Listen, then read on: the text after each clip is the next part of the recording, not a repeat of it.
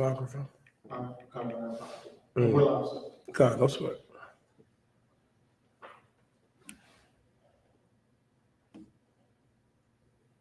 You heard me, right? The Bible and the Apocrypha. Oh, you mean it? Oh, sorry. Yeah.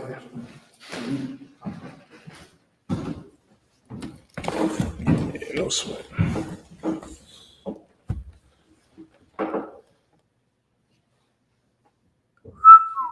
Good night.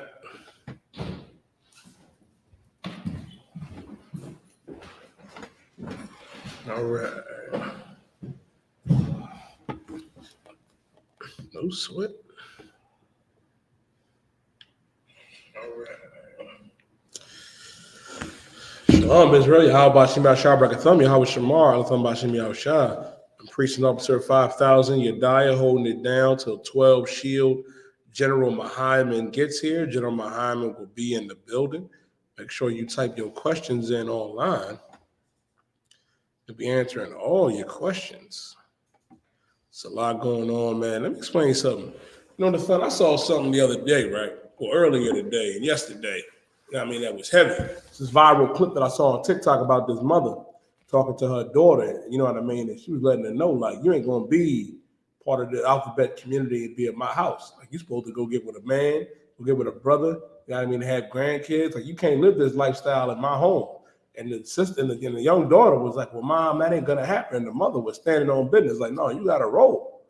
You got to roll. But she's like, but Mom, I met this woman and I was so happy. I'm so happy with her. And her mom said, you won't even give her brother a chance.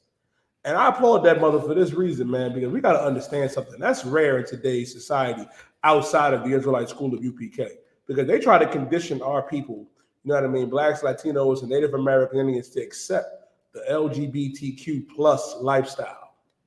Got to understand, man, that is an abomination unto the Most High God. The God of Israel, the God of niggas, the God of Blacks, Latinos, and Native American Indians is against the alphabet community. And I'm going to show it to you. Can I get Leviticus 18 and 22? Leviticus 18 and 22. Y'all, give me Leviticus 20 and verse 13. Let me get 18 and 22 first. This is the book of Leviticus, chapter 18 and verse 22. Thou shalt not lie with mankind as with womankind. Neither shalt thou lie. It says, thou shalt not lie with mankind as with womankind. Meaning, a man is not supposed to lie down with another man. A woman is not supposed to lie down with another woman. You ain't supposed to. That is an abomination unto the Most High. You know what I mean? A man being with another man, a woman being with another woman. Read it again from the top. This is the book of Leviticus, 18 and verse 42. Thou shalt not lie with mankind as with womankind. It is abomination. It is an abomination. It's an abomination unto our God for a man to be with another man and for a woman to be with another woman. Like, I applaud that sister Nathaniah. Like, she was standing on business when it came to her daughter, saying, you ain't going to live in this household and live like that. I pray you understand. That's how you have to be. That's how you have to be. Because that right there, you know what I mean, is against the Most High. You think you can live that lifestyle, and they promote it. You can't watch television. You can't watch anything on a streaming service like Netflix, YouTube, or Stars or whatever. They always throw something out there because that's what they're promoting to our people, and that is not a lifestyle for us. Everybody is talking about the new Diddy allegations. You know what I mean? The Thunder Island that broke the heart of every brother and sister in Philadelphia about Meek Mill, because everybody's surprised that Meek Mill was at the Diddy party. Which should not come to a surprise to any of our people for this reason. Celebrities should not be your role model. That rapper, that entertainer, you should not be surprised at anything that they do, because they'll sell out for what? For money. They'll be gay for a few dollars, Nathaniah. I pray you understand. A lot of them try to fake it, but you can only fake it until Diddy invites you to that house. And he be wanting to party. What you gonna do? What are you going to do? And here's the thing too, man. This is why you cannot put your trust and your faith in these entertainers and these athletes and these, you know what I mean, into these stars of Hollywood or the music industry. You ain't supposed to do that. You got to put your faith and trust back into the Most High, back into our King Yahweh Shah Mashiach, and back into these priests and prophets of the Lord here in the Israelite School of Universal Practical Knowledge. This is the only place where morality lives and thrives anywhere on the planet. This is the only place where you're going to find masculinity. This is the only place where you're going to find really true femininity coming from the sisters. Because outside in the world, they got the sisters want to be more masculine and the brothers want to be feminine. And our God is against that lifestyle and against that behavior. A brother is supposed to be masculine. A sister is supposed to be in her femininity. Read Leviticus chapter 20 and verse 13. Over show. This is the book of Leviticus chapter 20, verse 13. Mm-hmm. If a man also lie with mankind. If a man also lie with mankind. Man, listen. If a man also lie with mankind, I mean, if a man lie down with another man, which you are not supposed to do, read. Okay. As he lieth with a woman. As he lieth with a woman. Meaning if you a brother, you know what I mean? If you lie with a man, like how you supposed to lie with a woman, because a brother is supposed to be with a sister. Because sex is marriage according to God. That's another thing that our people don't understand. I was trying to teach a young brother at the slavery. The problem with our people too, you know what I mean? There is no, you know what I mean, sexual morality. You just got to be over-sexualized in everything that you say and do. And it is a damn shame. You got to understand it. You got to have control. You have to have discipline. Sex is marriage. It's something that Commander GEN.YAHANNA said when I was in the world that hit me. Because it was the heaviest shit I ever heard in the Thunyala. Where he said, don't even touch a woman unless you are willing to spend the rest of your life with her. And since you got to understand, when you open your legs up to that man, you are accepting that man as your husband. And brother, you are taking on that sister as your wife. Because according to God, sex is marriage. It's not a marriage certificate. It's not a ring, you know what I mean, that you go pay, you know what I mean, whatever X amount of dollars for. That's not marriage according to God. Right. Keep going. Both of them have committed an abomination. Both of them have committed an abomination. If a man also lie with mankind as he lied with a woman, both of them have committed an abomination. Both of them. P. Diddy committed many abominations. Right. So did Meek. I know that hurt. Right. Listen, I'm from Philly, Southwest Philly, Nathaniel. Everybody in this room is from Philly. You know what I mean? But goddamn, that's a rough situation. And you should not be surprised at all. Because our people that get caught up in Esau society, you have no morality. You have none. You'll do anything for money. You'll do anything to be famous. You'll do anything to get out, you know what I mean, of your current situation. And even though you got out of that current situation, your life is still destroyed. You're still destroyed because you're not doing what our God said. You know how many entertainers and athletes, you know what I mean, are miserable in the Thunyala? Because they don't have no purpose, they don't have no drive, they don't know who they are, they have no idea what they really should be doing, they just don't feel right even though you have that money, and even though, you know what I mean, you think you have it, you think you made it, that you're supposed to be happy. A lot of them live miserable lives because you're not doing what our God said to do. You cannot outrun these curses. You cannot outrun these curses that our God set upon us because we disobeyed him. I hope you understand that. It says, if a man also lie with mankind as he lied with a woman, both of them have committed an abomination. Both of them. I seen one sister, Mahayaman, on TikTok the other day, brother, and she was talking about, well, she went to a black art gala, like a black gala, and she went there and was like, damn, it's a lot of brothers, you know what I mean, that brought white women. And she was like, all right, cool. And then she said it's a shame because she said she wants black love. She said she wants a godly black man. But then she said, this is what killed me, Iba. This is how I knew I was in the goddamn matrix. Sis was like, but the dating pool is so hard for me because I want a godly black man. He has to be a Christian. He has to be accepting and pro-LGBT. I couldn't video after that, Iba. I said, God damn, that's counterproductive. How can you say you want a man of God? You know what I mean? A man of God, but you also want him to be pro-LGBT. Well, our God is anti-LGBTQ+. You do understand that the God of the Bible, the God of Israel, the God of blacks, Latinos, and Native American Indians is not for homosexuals. Shalom, sir. You're with us. Shalom, you went to class? No. Come. Yeah, our God is anti-LGBTQ+. He's anti that, Mahayaman. You talking about, you know what I mean? You want a man that's godly, that's Christian, You know what I mean? But he has to be pro-LGBTQ. I'm like, well, goddamn, sis, that's counterproductive. You going against the grain. You are confused. Just like how a lot of brothers and sisters are confused. Everybody at that gala was confused. Every brother that brought the oppressor's daughter, that's another sin against the Most High. Because interracial marriage is a sin to the Most High. Just like how homosexuality is a sin to the Most High. All of it is an abomination. Black man, you're supposed to be with that black woman. Black woman, you're supposed to be with that black man. Latino man, you're supposed to be with that Latina woman. Latina woman, you're supposed to be with that Latino man. First Nation man, you're supposed to be with that First Nation woman. First Nation woman, you're supposed to be with that First Nation man. That's how it's supposed to be. It's all types of messed up out here. Bahaya. Pick it up for Nathaniel. This is the book of Leviticus 20, verse 13. They shall surely be put to death. They shall surely be put to death. How does the Lord put you to death now? I'll tell you how. Lord puts you to death via AIDS, HIV, monkeypox. God damn, my God. That's a rough situation. I saw one devil's face decay because of monkeypox. I said, God damn. You imagine your nose and different parts of your face falling off because you want to be a sodomite? La'a. That is not a lifestyle for our people. Keep reading.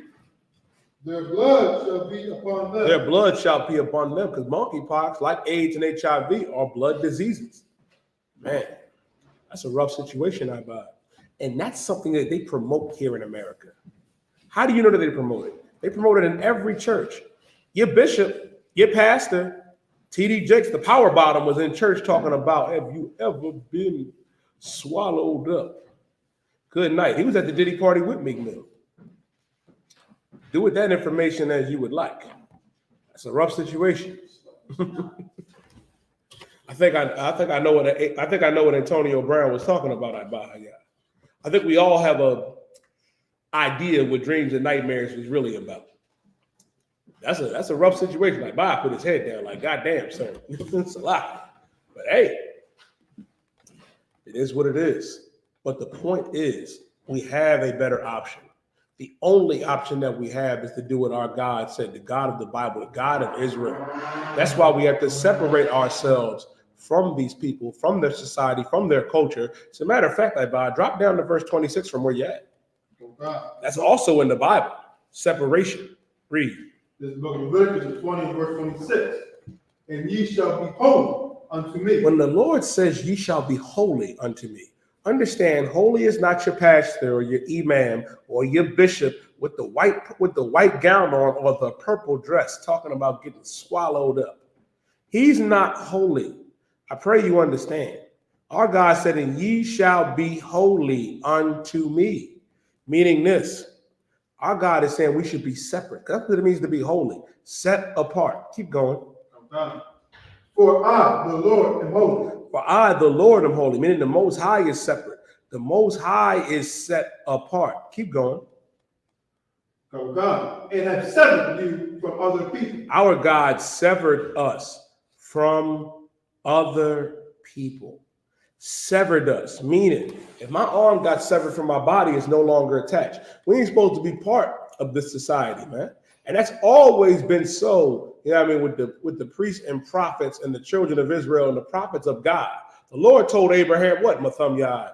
You know what I mean? He told Abraham, you know what I mean, our forefather and his wife Sarah to get out of Babylon. Get away from your family and get up out of here. That's what we got to do, man. Take your mind out of this society because this place is polluted. Like it says in Micah chapter 2 and verse 10, this is a polluted place. Our God said, ye shall be holy unto me, for I, the Lord, am holy.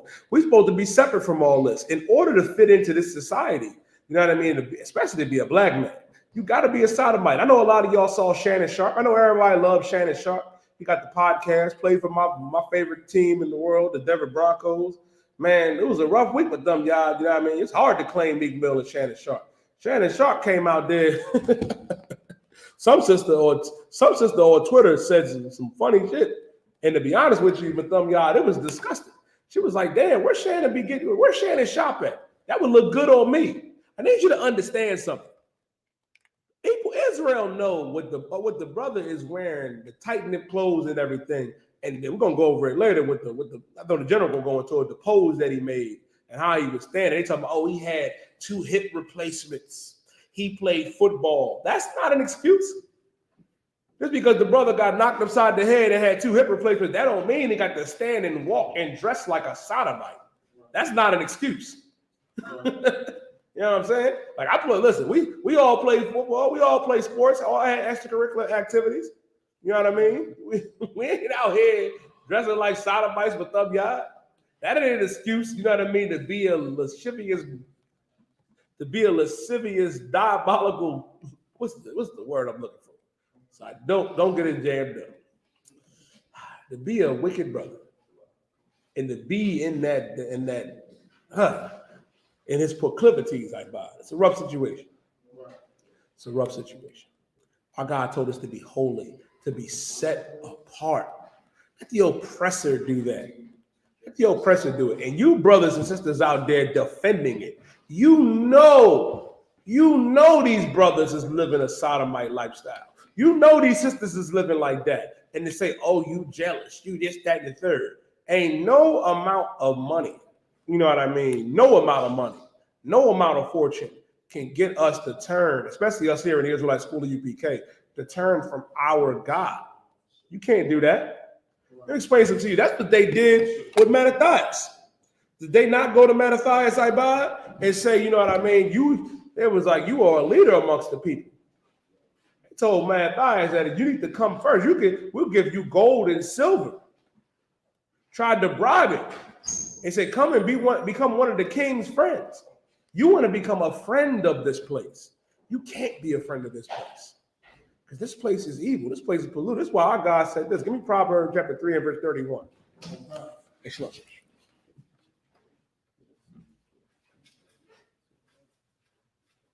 This is the book of Proverbs, chapter 3 and verse 31.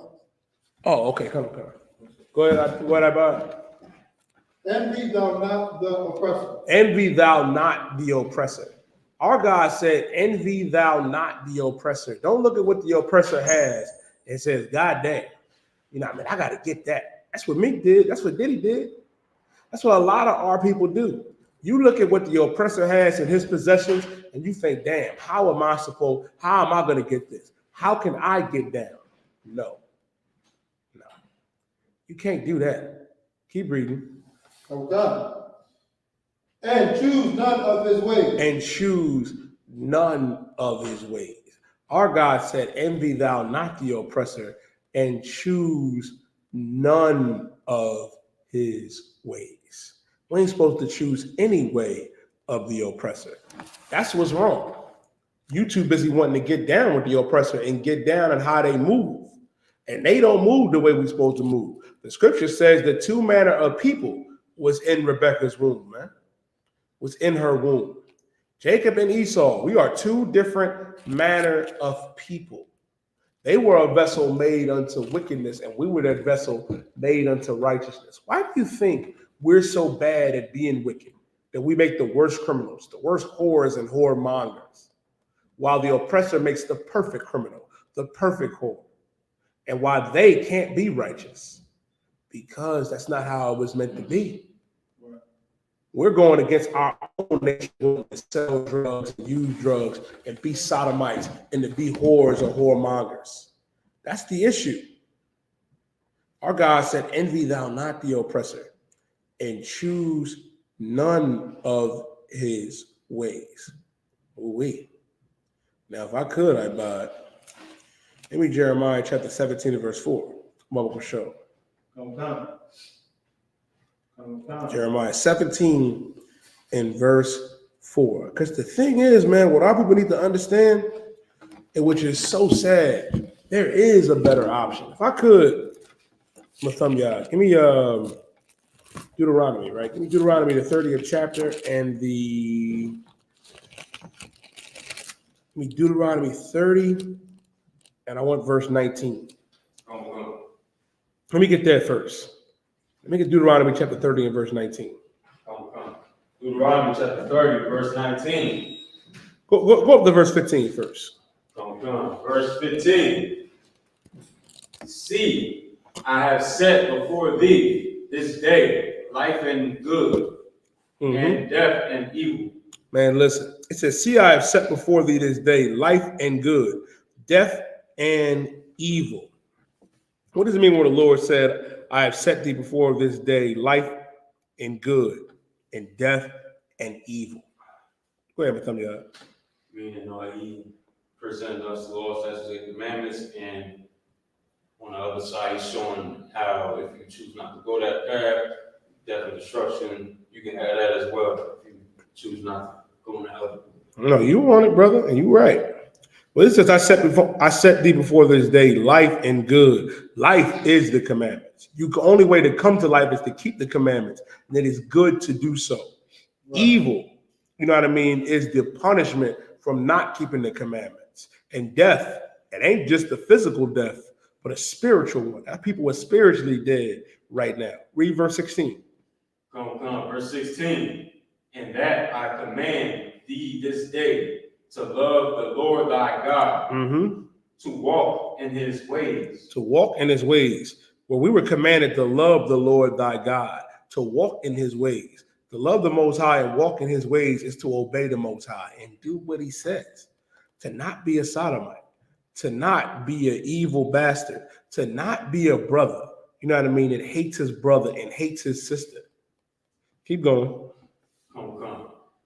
And to keep his commandments, and his statutes, and his judgments, that thou mayest live and multiply. That thou mayest live and multiply. That thou mayest live and multiply. A lot of you think you living your best life now, and you are not. You're the walking dead. You a zombie walking around. We keep the Lord's statutes and commandments, man. You'll be blessed above all nations, man. Our God said that we would live and multiply. Keep reading. And the Lord thy God shall bless thee in the land whither thou goest to possess it. Now go to verse 19. That's talking about, you know what I mean, that when we obey our God, he was going to put us in our land. You know what I mean? When we was going into our land, going into Israel, you know what I mean? We was listening and obeyed the Most High and was so heavy about it, right? Even Moses didn't get a chance to go into the land. Only two from that generation did, Joshua and Caleb. Joshua and Caleb were the only ones with a new generation, you know what I mean, of Israel that went in. That's why it's important to obey the Most High and do what he says. Keep going. Read verse 19. Deuteronomy chapter 30, verse 19. I call heaven and earth to record this day against you, that I have set before you life and death. Listen, the Lord said that I call heaven and earth to record this day, that I set before thee life and death. A lot of our people think that we have something called free will. Free will is not in the Bible. Free will is not in the Bible. Our God said that I call upon heaven and earth to record this day against you, that I have set before you life and death. Keep going. Blessing and cursing. Blessing and cursing. Blessing and cursing. Meaning this. Blessing and cursing meaning this. The same as life and death. Keeping the commandments is life. Not keeping the commandments is the punishment that comes. Blessing and cursing. You can be blessed or you can be cursed. And who in their right mind would want to be cursed? Keep going. Therefore, choose life. Therefore, what? Choose life. Our God didn't give us an option. He said, therefore, choose life. Because what happens when you don't choose life? Give me Baruch chapter 4, verse 1, I buy it. It says, therefore, choose life, that both thou and thy seed may live, that us and our children may live.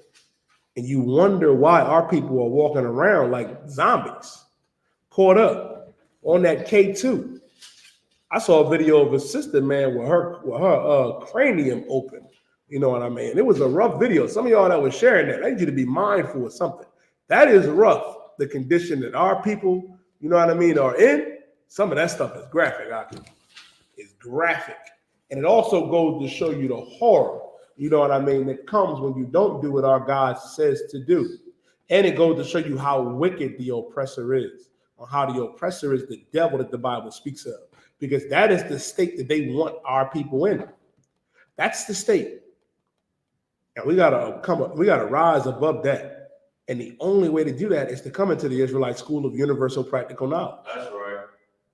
Because a lot of our people don't realize it don't matter if you're in that church or if you're in that Muslim mosque or you were like that poor sister that had her wig split. Y'all in the same condition, in the same place. And we have an opportunity to come out of that condition.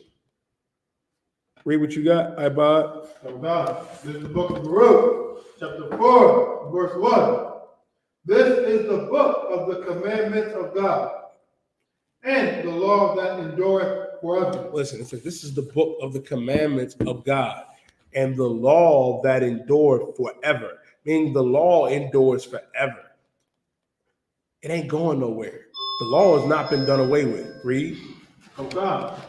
All they that keep it shall come to life. All they that keep the Lord's law, statutes, and commandments, guess what? They shall come to life.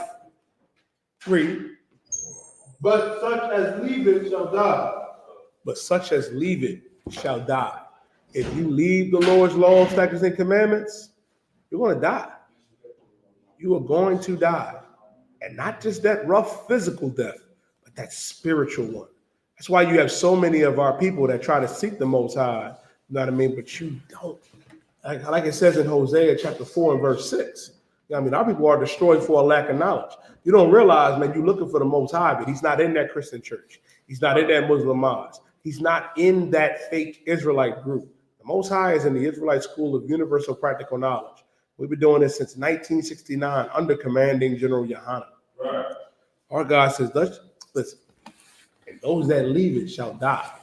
Meaning this, when you leave, if you don't keep these commandments, you're done. You are absolutely done. It says, and the law that endure forever, and all that keep it shall come to life, but such as leave it shall die. You leave and stop keeping these commandments, man, guess what? You die. If you keep them, you come to life. Now is the time to come to life. Now is the time to get your identity back. Stop looking at what these celebrities had. Stop looking at how they live. Stop thinking, you know what I mean, that if I just do this and Esau with Esau, I'll be all right. No. There is nothing preventing you from coming into this truth and doing what our God said to do. We have a nation to build up. A nation to build up, to raise up Christ's kingdom. We're doing it right here. We're doing it. Don't be that brother on the sidelines. That's one thing I cannot stand with y'all. I used to be a sideline brother and swore I was doing something on the internet doing this shit here. Just tweeting, doing all that, being an individual. Like, you're not doing nothing. You got to get in the game. You got to get in the fight. Right. Because if you're not, what are you doing? You're just wasting time. Stop wasting time. The time is now to get right. Don't wait till tomorrow. Let me Romans chapter 13 and verse 11. Don't wait till tomorrow. Here's the thing. You don't know what can happen tomorrow, brother. Get right now. Get right now. And you see, brothers and sisters are starting to get it, man.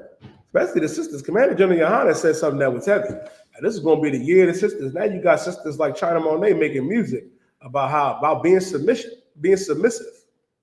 You know what I mean? And everybody was upset. And you know why they're really upset? Because it goes against the machine. It goes against Esau society. They don't want you to be by their brother's side.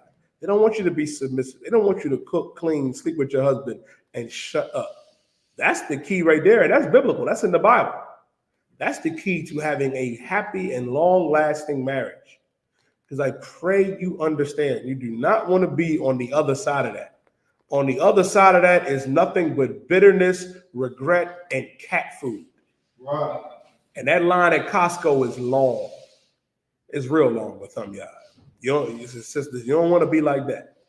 I pray you understand. And for some of y'all that's like, that don't want to share your man, you share your man already. And a lot of you know you sharing your man. But the problem with sharing your man in the world, you're sharing your man more than likely with another man. That's a rough situation, ain't it? Be surprised. You know what I mean? Quite as I can ride. Like, would you rather your husband say, hey, I'm not coming home to be at the other Ribs house, or him saying I'm gonna be at Jerome's house playing Madden? If you know with him, and you know Jerome don't play Madden, and you know your man don't play Madden either. Some y'all put his head down like, God damn, that's it. That's what goes on. That's why we got to understand this. You got what I asked for? Okay. Go ahead. This is the book of Romans 13 and verse 11. And that, knowing the time. And that, knowing the time. This is the time. Stop putting it off. Stop putting things off. Read. That now it is high time. That now it is high time. Do you know, right? Yeah. Do you know how many times I've heard this with them? I've had brothers tell me all the time in person or on Twitter, like, yeah, man, when the time is right, I'm gonna be out there with you. I'm gonna be a soldier right with you. I don't believe nothing. I don't believe it until I see you in all black. Right. You know what I mean? For 90 days, you become a trooper. Like, goddamn, I gotta be able to see it. We gotta be able to see it. Some of y'all think, oh man, some of y'all brothers is cold. You're like, you brushing me off. No, because we see it all the time. Brothers, you know what I mean? You can't be a brother that just do this. You have to be about it. Because Romans 13:11 says, and now knowing the time. Stop saying I'm gonna come to class tomorrow or later, or I want to get right. Come right now. I know you funky from all that Zaza, from all that weed. Just come to class like that. We'll work with you. We'll get you off of it. Come to class. I don't care if you got the bottle in your hand. You ain't bringing the bottle in here. I am going to pour it out. Understand that. But guess what? Come to class. Tuning in online is fine. But the only way to get them demons truly up off of you, you got to be around the brothers. Because that demon is telling you, oh, you know what I mean? You ain't got to go. You can wait. And you think, because I went through the same thing, you think you can beat the demon by yourself. No, you cannot. Demon knows he got you in the chokehold. But he can't have you in the chokehold in here. Not with Mahayaman. Not with I.S.U.P.K. Not with Quatnazar Karab. It ain't going to happen. That's why he doesn't want you to come to class. When you hear that voice in your mind saying, come to class tomorrow or come to class next week, come to class that day. Come to class that day. Because it says in that, knowing the time, that now it is high time, read. That now is high time to awake out of sleep. Now is the time to awake out of sleep. A lot of y'all are fast asleep. I went on Facebook with some y'all, and I was looking at, I had no idea that it is some brothers out here that are in the oppressors community, the Amalek Jewish community. One brother was trying to argue in the car, but it looked like he had what the fuck he had on his head. Man, I buy it. It looked like that nigga had a GoPro on his head. I know it sounds crazy. He looked like he had some little square box in his head talking about, show me the precept on your head being covered. I'm like, nigga, show the precept or whatever you got on your head. Like, it's a rough situation, I. You got to get out of that. He ain't even a real Jew. He's the devil that the Bible speaks of. Right. You got a lot of our brothers that get caught up in that falsehood. You in fake Israelite groups thinking, you know what I mean, that you can do whatever. Like, I applaud every brother, you know what I mean, that comes out of that church, that comes out of that mosque, and that comes out of that fake, you know what I mean, Israelite group. Big shout out to my brother, man, preaching I was on 5,000 double wine. He did a sit down with Captain Gadol Hall, man. I applaud everybody to watch, you know what I mean, that interview. Like Double Wine, our brother, man, is a mighty priest and prophet of God here at the Israelite School of UPK, and he turned his life around. He became a new man, got out of that fake Israelite group, and now he was called, you know what I mean, to do the Lord's work. Right. You being called to do the Lord's work now. And I implore you to do it right now. Stop waiting. Stop waiting. Stop putting it off. Because what's going to happen? You're going to put it off so much. You're going to continue to get high, continue to do your lasciviousness and be in your proclivities, and you're going to forget all about it. Satan got you where he wants you. Now is the time to overcome it. And you can overcome it. You have to. You have to. It says in that, knowing the time, that now it is high time to awake out of sleep. Keep reading that, Bob. For now is our salvation nearer than when we believe. And now is our salvation nearer from what we believe. Our salvation is right around the corner. Right around the corner, and it's not for every day. Like, you know what I don't understand about it? How can you be a brother and still cap for the oppressor?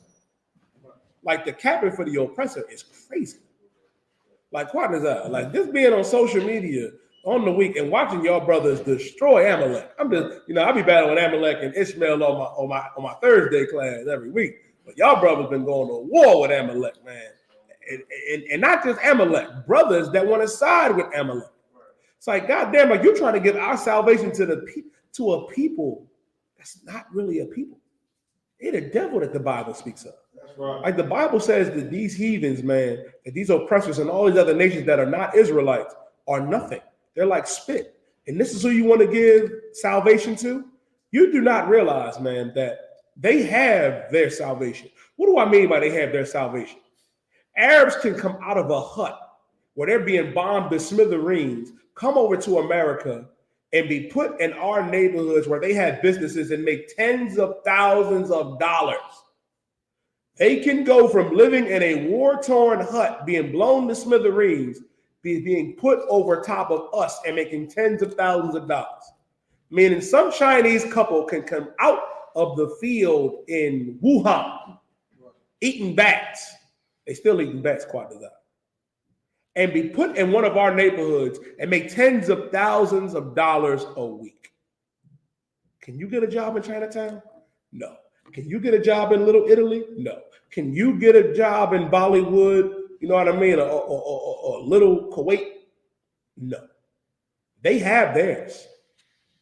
They have theirs. Scripture says that this place is, every foul bird. They all in bed with America. They all in bed with Babylon to oppress our people. And you want to give them the one thing that they cannot have, the one thing that our God told that we were going to get and have, and that's our salvation? Nah. They don't have nothing to be saved from. They are just fine where they are. And guess what? And like Jeremiah says, it's going to come a time if you want to love them. If you want to love an oppressor in the kingdom when they're as low as a dog, or you can have them as a pet. That's the time to love them. I pray you understand. I'm going to have one named Old Yellow. Alawat Panya. Barak.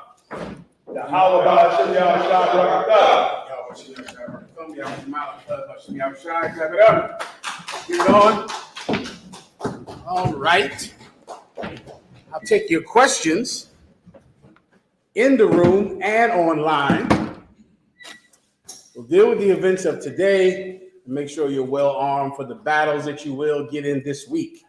Either battles with the demons you're personally fighting or the battles with the people that will try to give you a demon. Everybody knows that you encounter those people every day, right or wrong, you die. You encounter them every day. Someone trying to give you a demon, someone trying to pull you out of the truth, someone trying to make sure that the gift that the Most High gave you and having a second chance, that you could never capitalize on that gift. So you got to be ready to battle every day, every week, every day that you get up, every morning, every month, every year. You be ready to fight. Everyone understands, right? I'll help you with that tonight, okay? Do you have any other questions? Do I have questions yet? You're up. Sir. First question is from Alazar on Yahawada Salaki Alawat. Will the earth still be hard till after Christ comes back, or will it be like before Adam was kicked out of the garden? I got you. When he said, I know what he means when he says, will the life be hard? Will the earth be hard? When Christ returns, that this world will be the way it was intended to be by God before Adam was kicked out of the garden. That's why Christ said it is finished when he went and gave up his spirit to pay for what he did as Adam and to pay for the sins that you and I have committed in the past. He said it is finished. No more suffering, no more curses, no more punishments. When Christ returns, we're going to get the kingdom of heaven, the Garden of Eden. Everyone understands. But Jesus Christ, when they took him away, he said to be arrested. He said, now is the prince of this world cast out. Meaning it's over.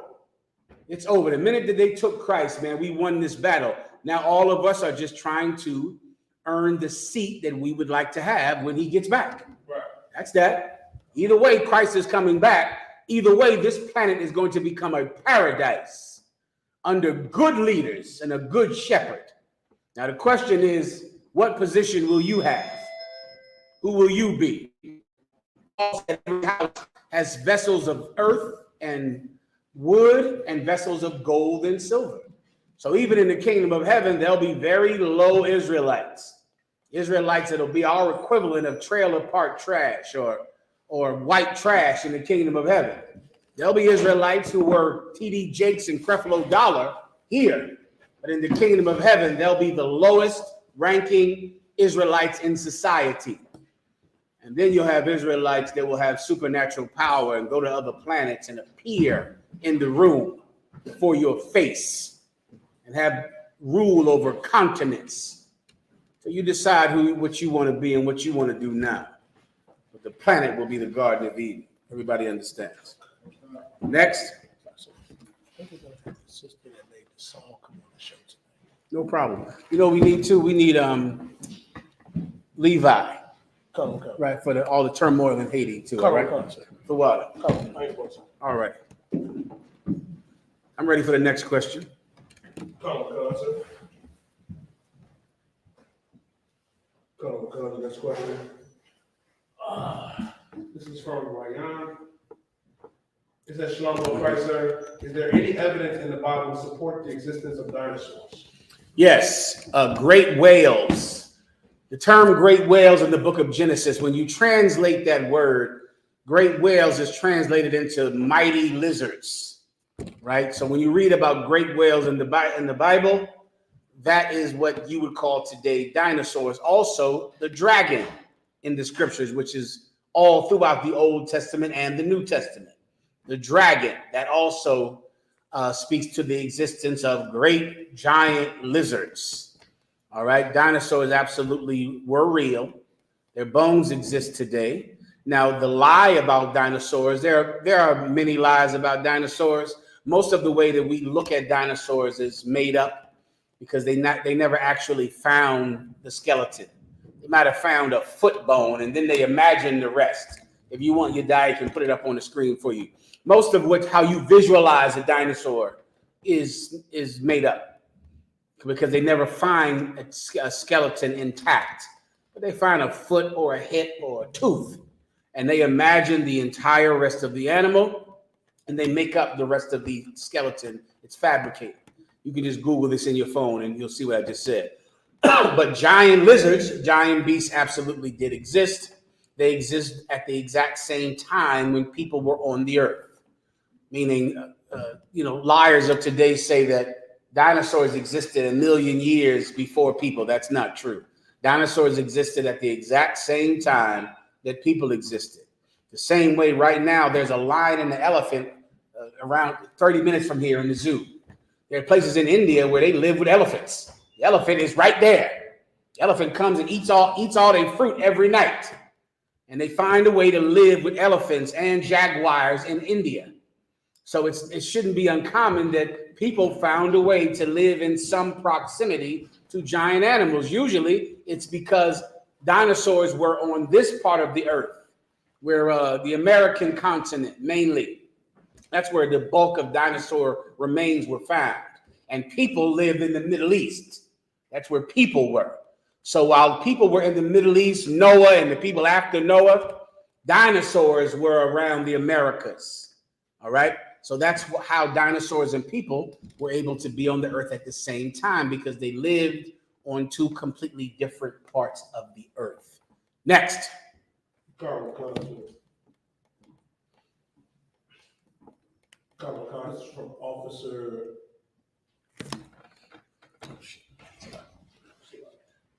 This is from Officer Mahayaman Ali. He said, "How do you get more discipline?" How do you get more discipline? The first step is you got to want it, right? What you'll find in life, is that most people get what the hell they want. And it's you know, it seems more complicated to you because you just don't really want it. If you want more discipline, you can get it the same way you get anything else in life that you want. Okay, if I ask you how do you get some nasty hoe, you'll know how to do that. You'll know just how to get a nasty hoe. You'll figure out a way to do it. It's so heavy in that everybody knows that a nasty hoe wants a man with money. Brothers have so much imagination. Oh, I'm sorry. A promiscuous woman. Everyone knows that a promiscuous woman wants a man with money. Men find a way to still get that woman poor. They just lie. They just go and take a picture in front of a car that they don't own. You get my point? You find a way to do anything that you actually want to do. The reason you didn't, have the job that you wanted, the career that you want, is because you didn't want it bad enough. That's it. If you actually wanted it, you would have gotten it. So how do you get disciplined? Wanting it first, and then be willing to make the sacrifices that must be made to attain it.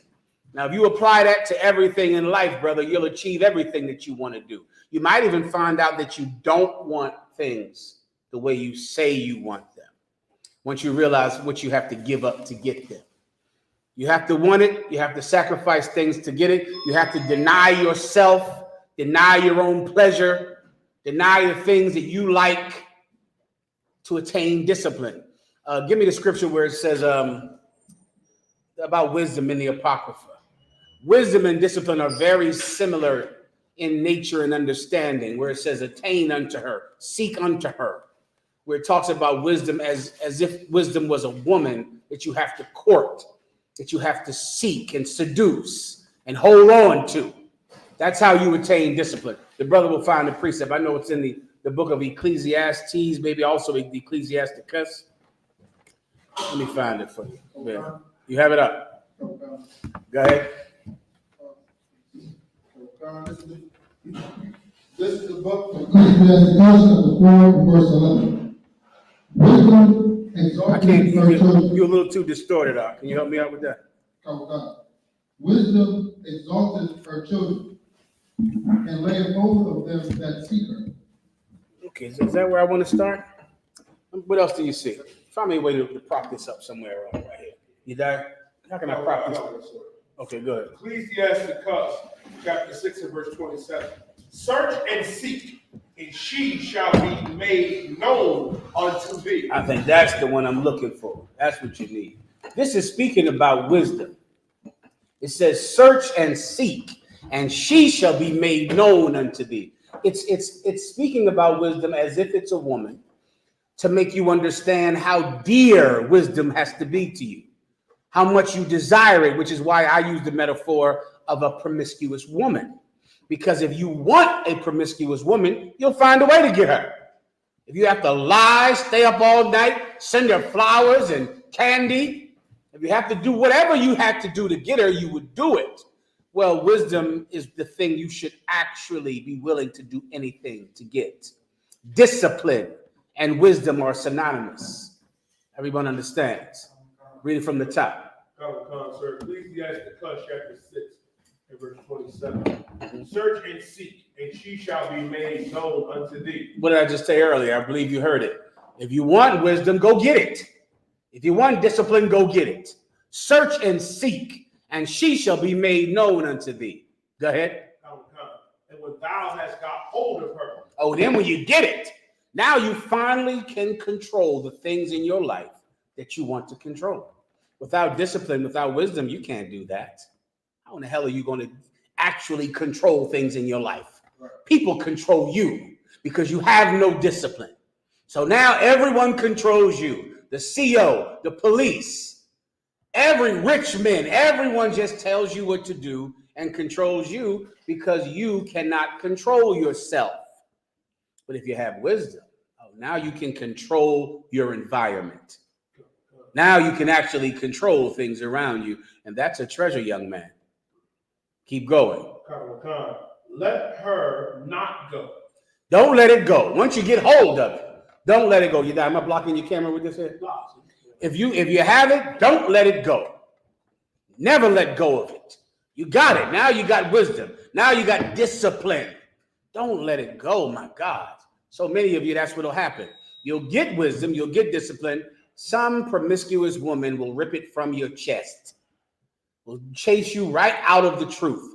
You come into the truth, you finally learn and you get your life in order, but here comes your mom, here comes that wicked one to snatch away that which was sown in thy heart. If you get it, don't ever give it up. Everyone understands. Keep going. Do what? Verse 48, for at the last thou shalt find her rest, and that shall be turned to thy joy. For at the last, read that again, at the last. Thou shalt find her rest. Keep going. And that shall be turned to thy joy. It's using the metaphor once again of a woman. At the end, you shall find her bed. And then all of your hard work is turned to joy. Ooh wee. Well, that's what wisdom can do for you. At the end, you'll get that woman in bed. At the end. And all of your hard work, all of your training, all of your fasting, all of your sacrifice, and all of the hard work you put in will turn into absolute joy. That's how you get disciplined, warrior. Everyone understands. Next. This is from F. McCoy. He said, how do y'all feel about what's going on in Israel right now? Do you guys stand with them or the oppressed Palestinians?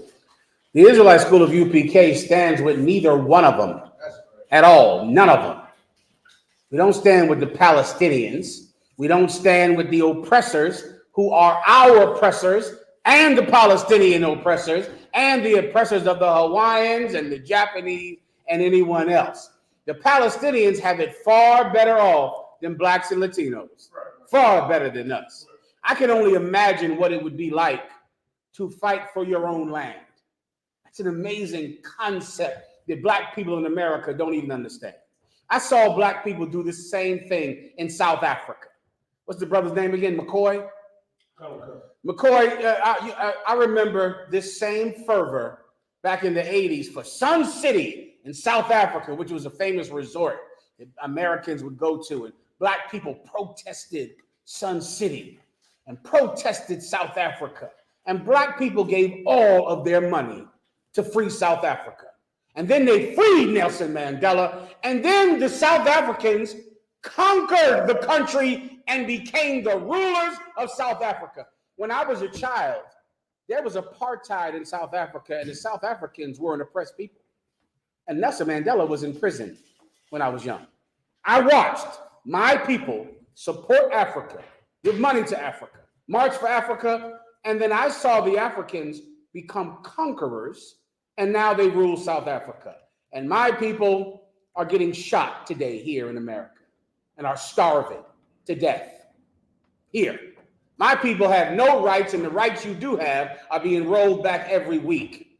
I'm not doing it again. I'm not doing what we did with the South Africans again.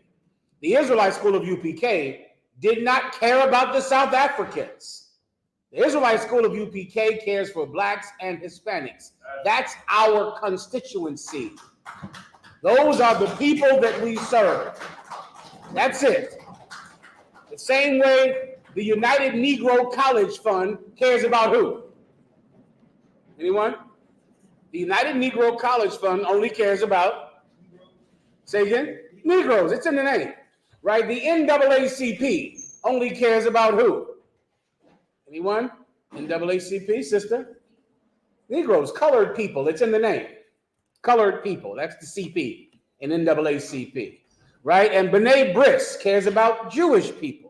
And the United Jewish Defense League cares about Jewish people, right? Every group has a constituency that they specifically serve. That's why you have Breast Cancer Awareness Week. How much money from testicular cancer goes to breast cancer money, breast cancer research? Who wants to know? Who wants to guess it? Guess. I'll say about nothing. Not a damn cent. Because that's another issue. The people with testicle cancer, they got to raise their own money.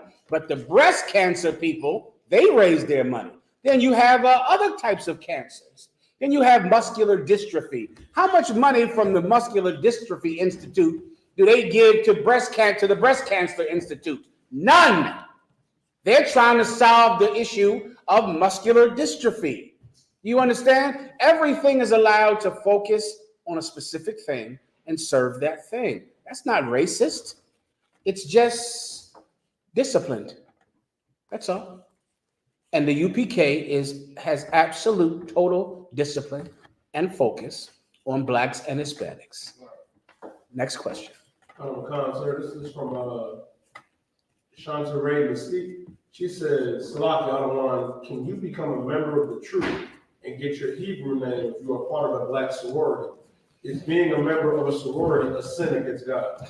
Being a member of a sorority or fraternity is absolutely a sin against God. But it will not keep you out of the school if you've been one in the past. Joining a fraternity, Alpha Phi Alpha, Omega Psi Phi, Kappa Alpha Psi, Alpha Kappa Alpha, Delta Sigma Theta, they're just like churches. That's it. They're just religions. It's no different. They're pagan religions, just like the church your mama went to. Your mama went to a pagan church too. That's why they had a tree in there on December 25th. And that's why they had Halloween candy. Fraternities and sororities are just simply pagan worshiping religious sects. That's it. They're no different than the Baptists or the Episcopalians or the Catholics. All of them are pagan. All of them are built to worship a God that is not the God of the Bible.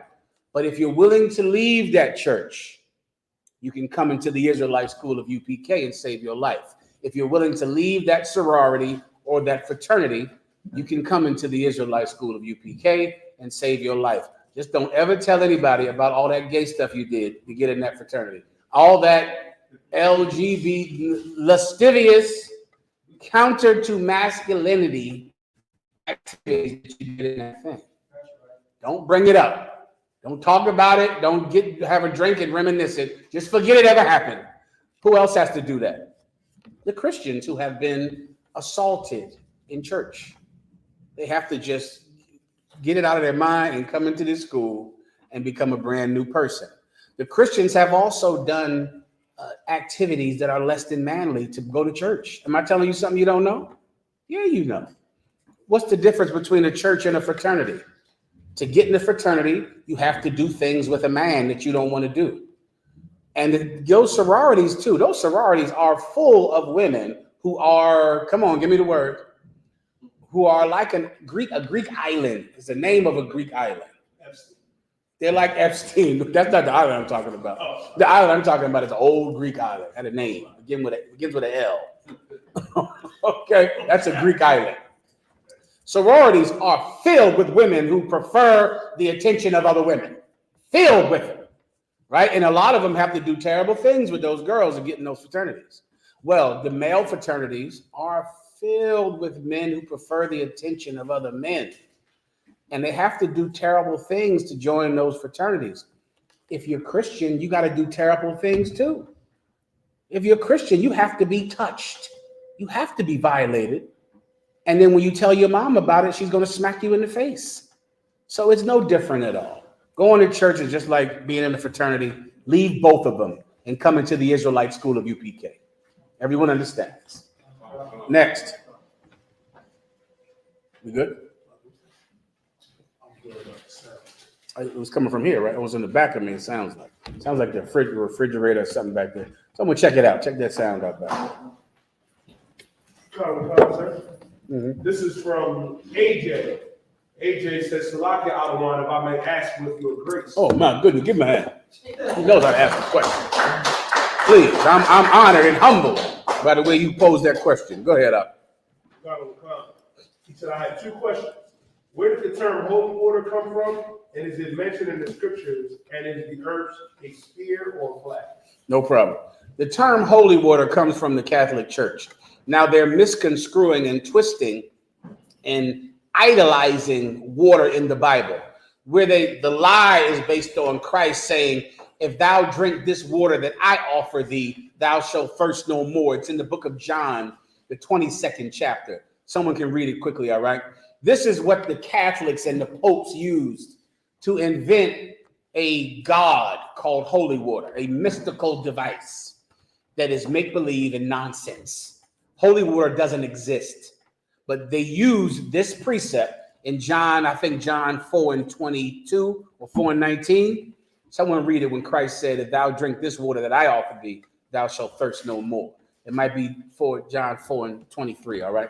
Find it quickly. So it came from this. The Catholics read this scripture, and then guess what?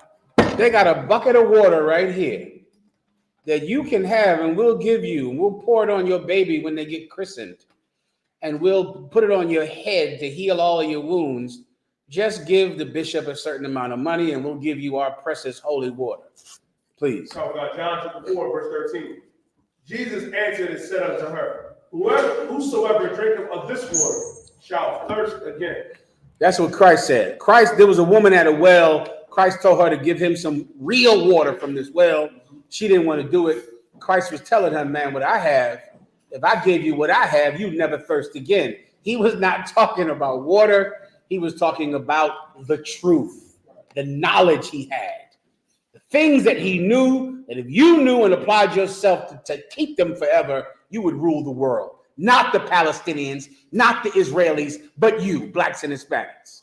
So he was telling this to this woman at the well. She, of course, didn't get it. She was a heathen and was a promiscuous woman. All right. This is where the Christians get the belief of holy water from. They take it and then they use it to hustle money out of idiots in church. I had a video asked me a question. I wish I knew who asked me this question. It's an excellent video about church hustles, about all of the holy water hustles. You know, who was this brother that asked? He was in Detroit. I remember it now. It was Adar Ya'Allah. Give Adar Ya'Allah a hand. I'm going to send you this video, you die real fast, all right? Oh, I got a new damn chip from my phone. It's gone. Get everyone on your own time. You can look up a video about church, not hustles, church scams revealed. And it'll show you the giant scam that holy water is in church. You know, and of course, if you don't mind. And of course, by now you can, you know, there's infomercials where they sell you the holy water to pour on your stupid ass, your stupid head. And, you know, you'll feel like God is coming to your body. It's just because you're ignorant. And people know that you're ignorant and they use you, which is why you need a shepherd. You need someone to protect you. Everyone understands. That's where it comes from. The earth is indeed round, young man. Give him a hand. The earth is not flat. Is not flat at all, warrior. The earth is round. The earth is a big, giant circle, just like that sun you see in the sky. Right? It's a circle, just like the moon in the sky. It's a giant circle. All right. Also, let me tell you something else about the earth. The more proof that it's a circle, right? Is that his question? Is it flat or is it a circle? Did he say circle? Sphere or circle. Sphere. Who knows what pi is? It's a mathematical concept. Anyone heard of that? Break down what pi is. You got to put up here pi in the Bible. I believe it's in Isaiah. First, find me the scripture. You got to find the scripture. I can't remember. I think I might know where it is. Say again, huh? You have pi in the Bible? I was about to say, well, brother, you are damn. That's a learned man over here. Go ahead, read what pi is. The value of pi, the ratio of the circumference of the circle. The value of pi, it's a concept that most people attribute to, I think, Pythagoras or someone else, to some ancient Greek or Egyptian, who they believe gave them what the circumference of every circle is. It's a mathematical concept. You measure the height of it, the length of it, and then I think the cross of it this way. And that's pi. And mathematicians say that pi is about, I think, 3.1 ... 45 ... right? Now, pi is in the Bible. It's in the Bible. Long before Pythagoras or whoever they say, you know, came up with the concept of pi. I have it right here. Give me 1 Kings 7:23. The earth is a circle. It's a circle. It's a sphere. All right. But this, let me show you pi, and then also give me the circle of the earth, which is the simplest thing to understand. All right. Read 1 Kings 7:23. Whoever has it. The book of 1 Kings, chapter 7 verse 23. He made a molten sea, 10 cubits, from the one brim to the other. Give me pi in the Bible. You might be able to find that up there too as well. He made a molten sea, 10 cubits, the one from the other. Go ahead.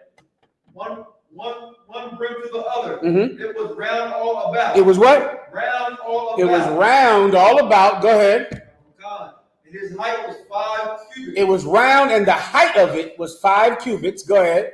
God. And a line of 30 cubits did compass it round about. And it was around this, the round of it was 30 cubits around. A cubit is like the distance from this finger to your elbow. So they're describing a circle. 30 cubits around. Would you say earlier 10 cubits high? Keep going. From one brim to the other. Uh-huh. It was round all about. Mm-hmm. And his height was 5 cubits. And the height of it was 5 cubits. Now, when you go and do the math on that, that's like 3.1 something, something, something. It's pi. It's pi far before the Greeks or the Egyptians ever knew what the hell it was. That's pi right there. That's the circumference of a circle. Give me Isaiah when the Lord says what the shape of the earth is. Oh, Isaiah chapter 40 and verse 22. It is he that sitteth upon the circle of the earth. Say that one more time. It is he that sitteth upon the circle of the earth. It is he that sitteth upon the circle of the earth. The earth is a circle, which is why you can travel around the world, which is where the term around the world comes from. Because you can travel from one spot, keep going, keep going, keep going, and guess what? End up back at that same damn spot. People have been doing it since the conquerors went and conquered the globe. Don't you know that that's how our oppressor was able to conquer so many people? Because years ago, he figured out that the world was a circle. And once he knew that, then he could send, give me some names of some Spanish conquistadors, some bastards. Cortez, Montesinos. He could send Spanish conquistadors all over the globe because he knew that they wouldn't fall off the end of the earth. He knew they could just keep going. If they started at Spain, they could keep going, conquer, plunder, destroy, turn people into Christians, and then right back at Spain. And once he knew the earth was a globe, he built ships, young man. That's when he built ships to conquer the globe. The earth is round, warrior, all right? Okay? That this has really been decided in biblical times. Next. This is from Officer Sakan. Yes, shalom, sir. And I got the general breakdown, if you see fit, of 1 Corinthians 9 and 20 to 22. Absolutely, warrior. My pleasure. Go ahead and read it.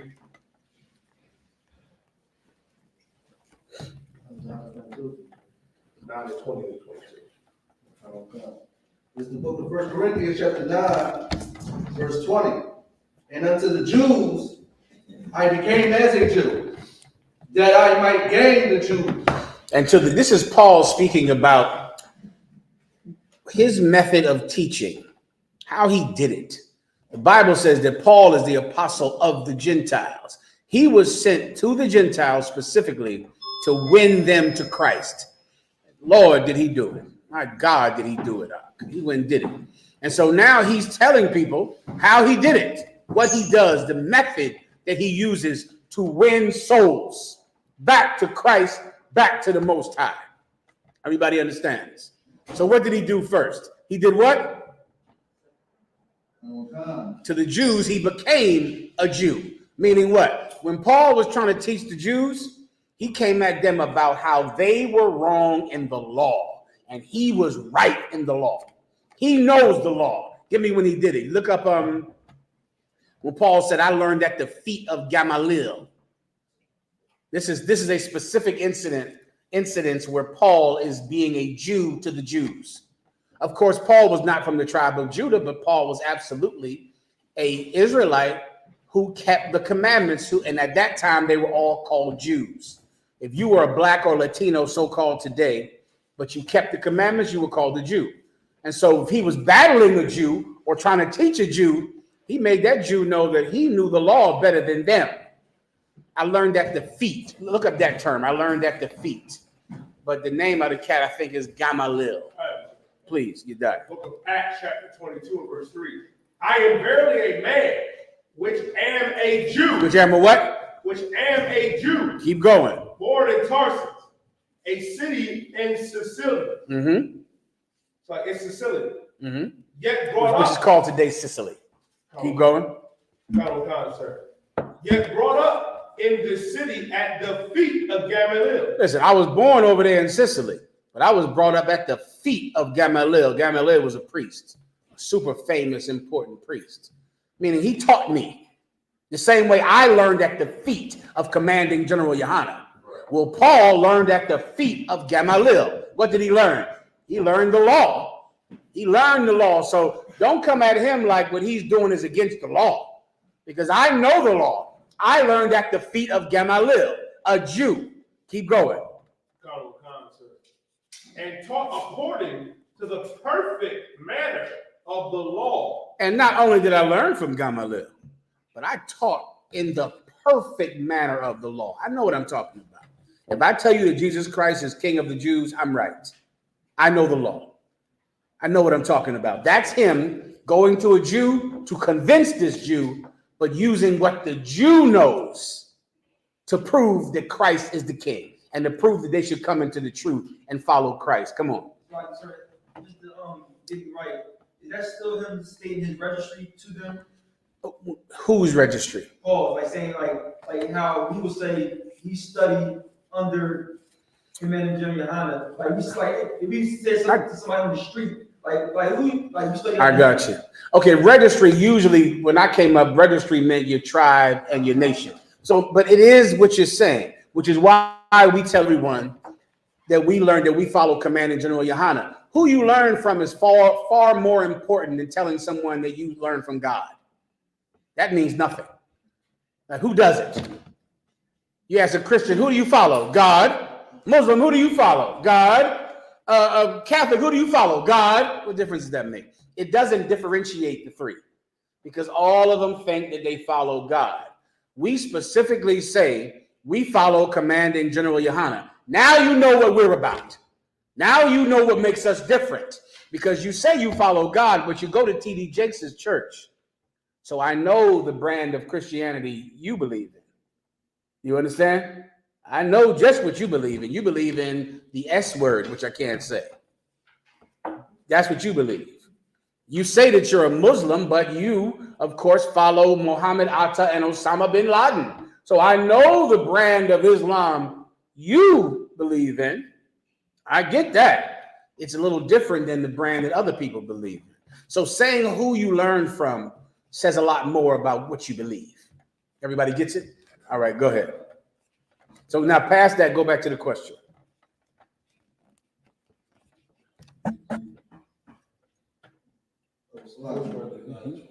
First Corinthians chapter 9, verse 20. And unto the Jews I became as a Jew, that I might gain the Jews. That's why he did it, so he could let them know, man, I know the law, man. Jesus Christ is the son of David. He's the heir to Solomon's throne. Just like the Old Testament said he would be.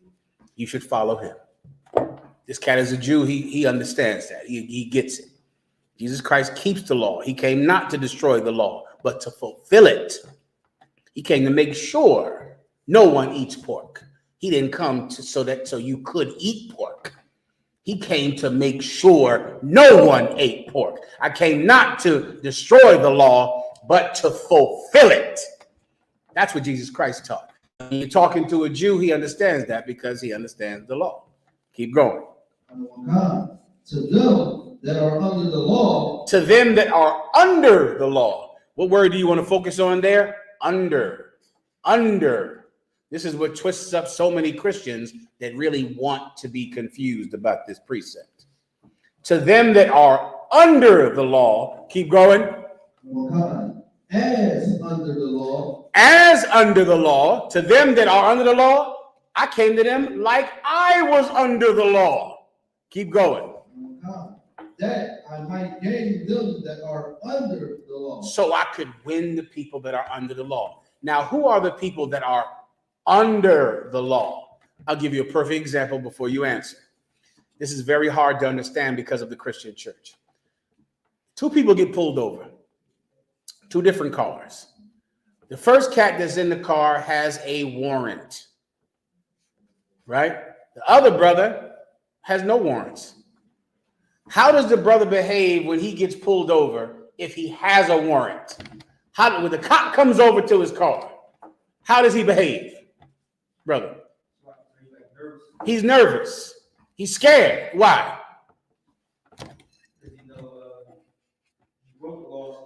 Because he knows that if this cop runs his name through a computer, he's going to be under arrest. Do you understand?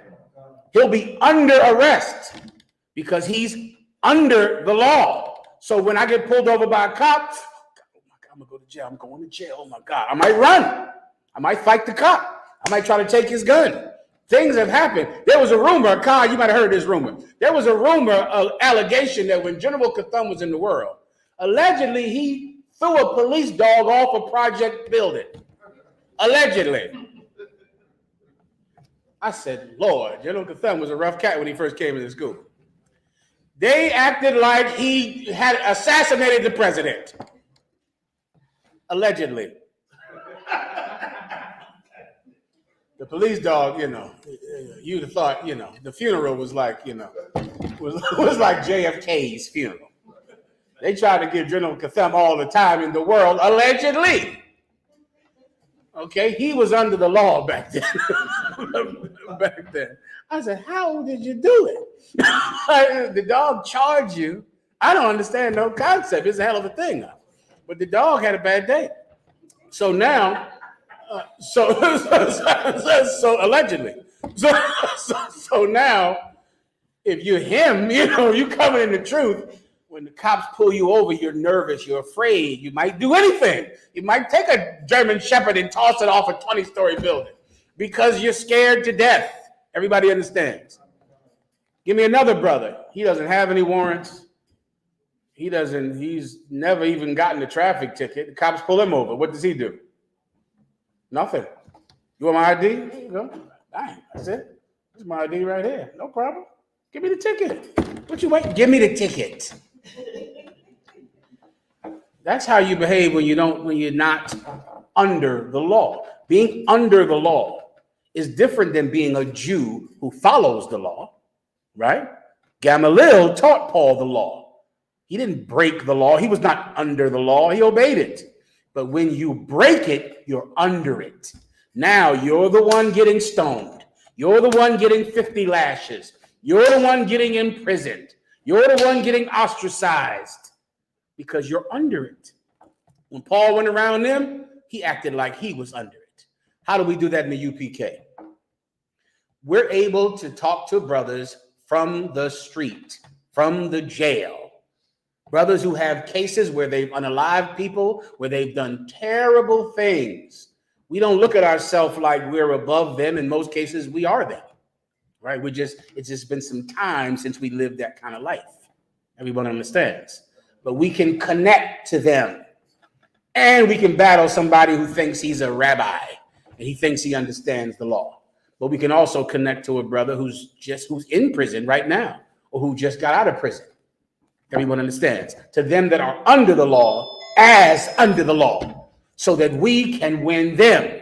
To someone that never breaks any rules, that knows the commandments of God and keeps them all, we behave like that is us as well, so we can win him. To someone that breaks the commandments and his life is in danger all the time because of bad choices he's made, we connect with him as well and we behave like him to win him, so we can get him into the truth and change his life as well. Keep going. Verse 21. To them that are without law, as without law, being not with law to God, but under the law of Christ. Then you have people who are totally outside the law. What people are they? That's us, young man. Because we weren't raised in Jerusalem, where there's a law not to eat pig. We weren't living in Jerusalem when we ate the pig. So then the priest could seek our lives and try to hurt us because of our crime. We are outside of the law. We're away from the priests. We're away from the people that would stone you for adultery or stone you for not paying tithes. We're away from them, but not away from Christ. Do you understand? Even though you're away from where there's a structure that punishes people that break the law of Moses, don't think that you're able to break the law, because Christ still rules over you in Galilee, in Thessalonica, in Ephesus, in North Philly, in Brooklyn, in California. We're outside the law here in America. We're outside the law in Jamaica. We're outside the law in Trinidad. There's no law against eating pork in the Dominican Republic. There's no law. There's no one that will arrest you. But Christ still sees it. And Christ will absolutely put you under arrest in the Dominican Republic. He will absolutely still hurt you for eating pork.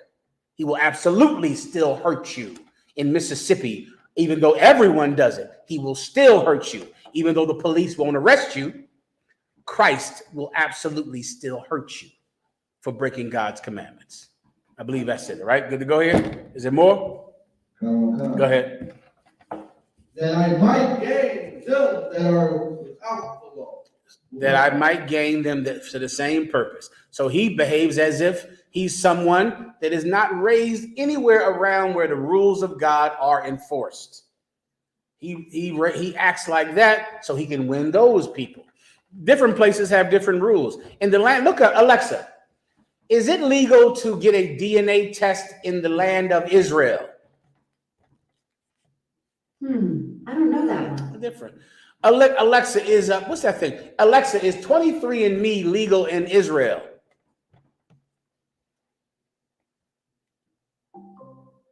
Alexa, boy, I know who you work for. You turn it on me. Someone look up in your phone and tell me, are DNA tests legal in Israel? They're not. It's illegal. 23andMe DNA tests are illegal in Israel. I wonder why. Who knows? Right? You think about that one day. Maybe someone does not want to find out where their blood actually comes from. Someone does not want to know that they are not the children of Israel, that they are not the descendants of Abraham, Isaac, and Jacob. When someone finds it, let me know. All right? 23andMe DNA test. They say it's to stop, what's that word that means bastard in Hebrew? Something? Mamzerism. It's to stop mamzerism. They don't want anybody to know that they're not the father of someone, so they outlaw all DNA tests. Right? That's illegal in that country, but it's not illegal here, right? In our land of Israel, eating pork was illegal. Eating shrimp, crab, and lobster, illegal.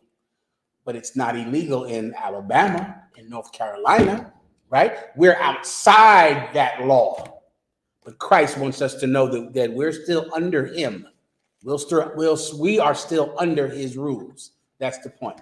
And if you want to teach, and if you want to win people to Christ, if you want to raise up a camp, you're going to have to connect with every type of brother. You cannot only connect with your kind of brother, with brothers who you relate to.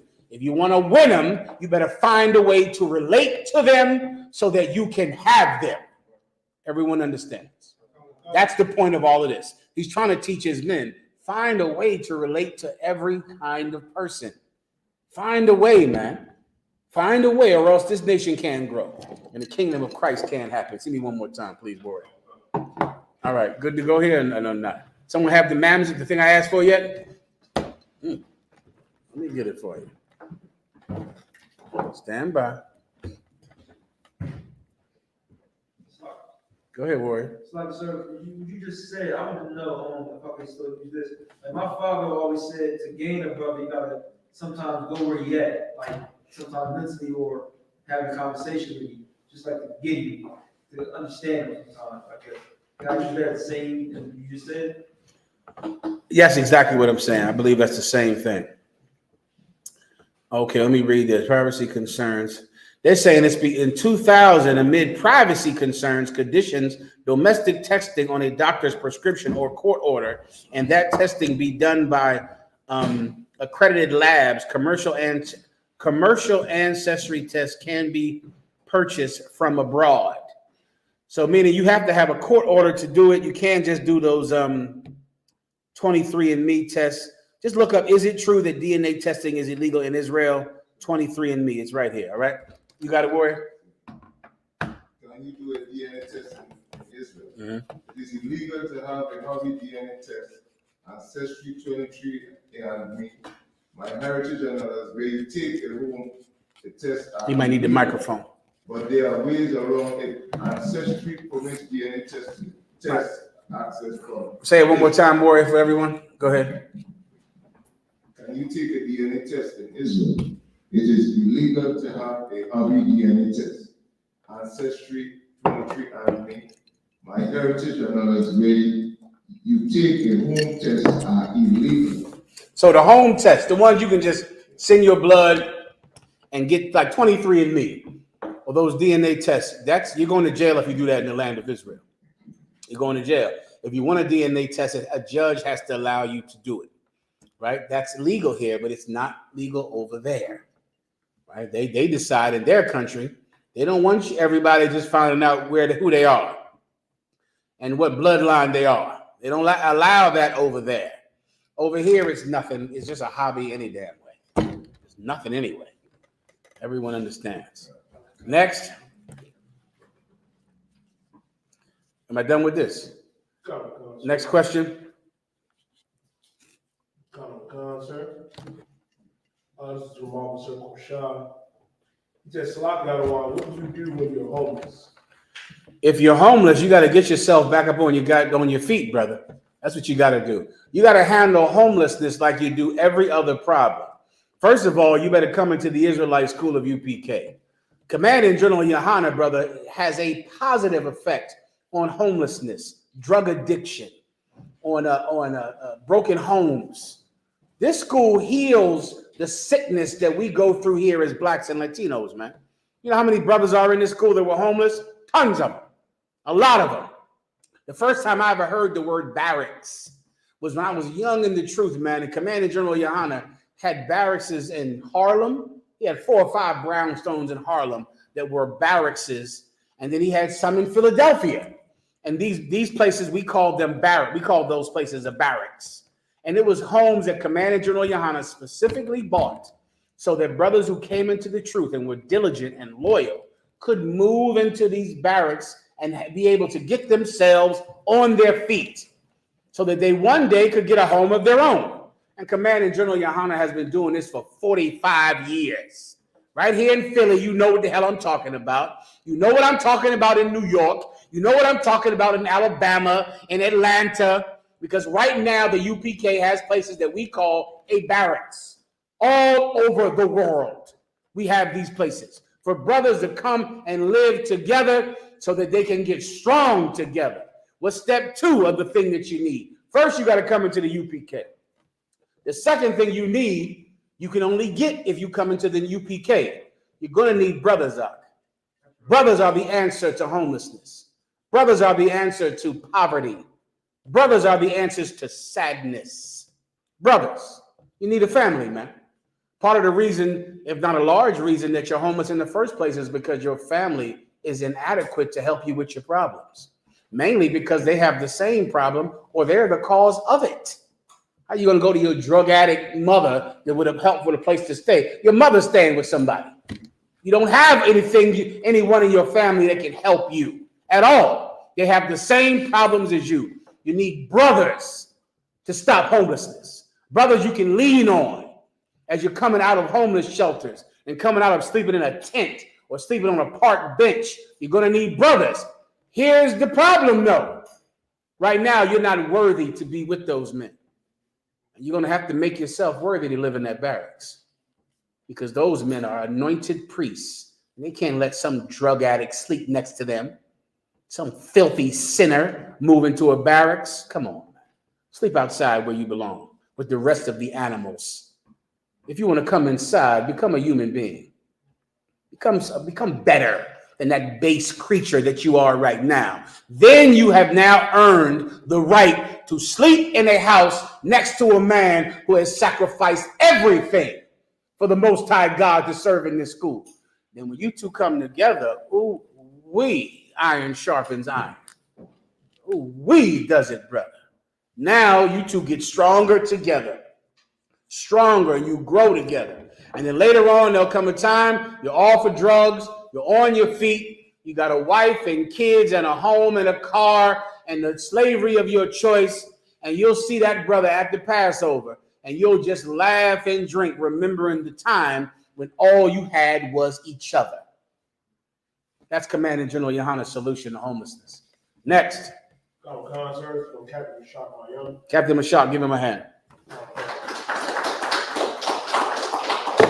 In Zechariah chapter 1 and verse 18 to 21, who are the horns and who are the carpenters? Who are the horns and who are the what? Carpenters. I can't recall that one. Read it for me to jog my memory. Let me look it up. Zechariah.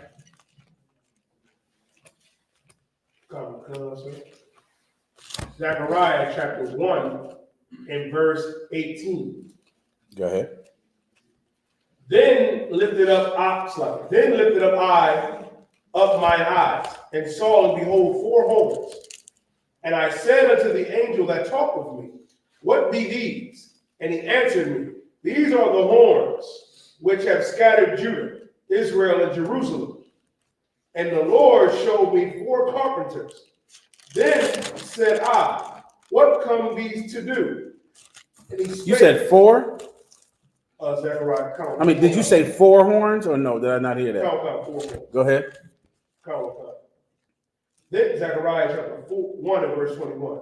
Then said I, what come these to do? And he spake, saying, these are the horns which have scattered Judah, so that no man did lift up his head, but these are come to fray them, to cast out the horns of the Gentiles, which lifted up their horn over the land of Judah. Wait, who read that? I'm sorry. The 4 carpenters came to say that one more time. Come listen. I'll start at verse 18. Go ahead. Zechariah chapter 1 and verse 18. Then lifted I up my eyes, and saw, and behold, 4 horns.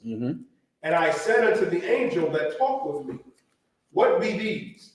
And he answered me, these are the horns which have scattered Judah, Israel, and Jerusalem. Verse 20. And the Lord showed me 4 carpenters. Then said I, what come these to do? And he spake, saying, these are the horns which have scattered Judah, so that no man did lift up his head, but these are come to fry them, to cast out the horns of the Gentiles, which lifted up their horn over the land of Judah, to scatter it. Ooh, it's on the tip of my tongue. It's almost there. Do me a favor real fast. Look up that, that statue in the Bible in the book of Daniel. And see if it's 4 in that one, right? I'm trying to remember the breakdown. I'm halfway there, but I might need to ask Commander General Yahanna just because I can't remember it. But one part I might remember is 4 beasts. What is that? The leopard, the lion, the bear, and was it another one? What's the other one? There's one more. The steel feet is another one. It's 4, right? The lion, the Babylonian lion, the Persian bear, the leopard, and the 4th was Rome. Okay, I can remember that breakdown from Commander General Yahanna, what these 4 horns are. But the 4 carpenters, I'm only about 50-50 on it. I can't recall. It might come to me in a second, Mashak, all right? Slowly get in there. The 4 horns is talking about the Babylonians, the Assyrians, the Greeks, and the Romans.